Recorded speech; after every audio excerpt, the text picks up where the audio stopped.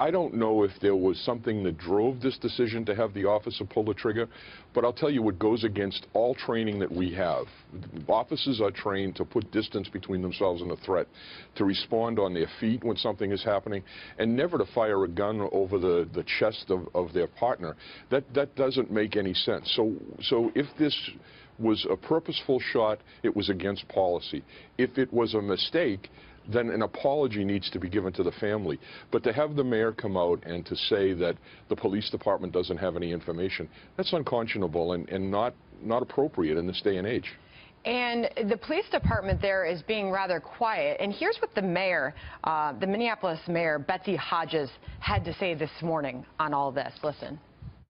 We, as a city, have a policy now that we do not investigate ourselves, and so in critical incidents like this, I don't know what the answers are. That's the trade-off of an independent investigation, is we aren't in charge of it.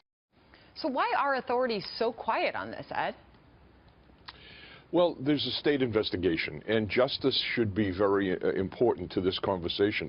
But the mayor has to take charge of this situation in her own city. And quite frankly, the police have information. A sergeant responded to that scene.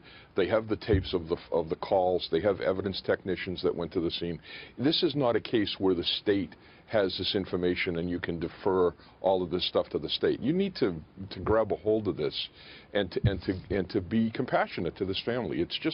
It's a very dangerous situation for policing everywhere when one agency responds like this. It casts a pall over the whole business. What does it tell you that not one, but two officers showed up on the scene, neither turned their body cams on? That really seems to be at the root of the question and the problem here. Well, it's certainly an issue, and it needs to be looked at. What is the culture of that department? The rules are pretty clear, but do the police officers follow the rules? That's a question that needs to be answered. But, you know, the published reports indicate there were at least 3 witnesses to this. There was another police officer in the car that they say was shocked by the gunshot that went off.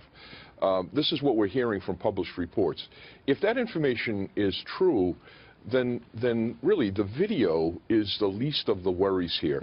You have a lot of witnesses that can tell you exactly what happened. That information should be sent to the family so that they can deal with this. And you're looking at the officer there on the screen, Ed, believed to have shot her.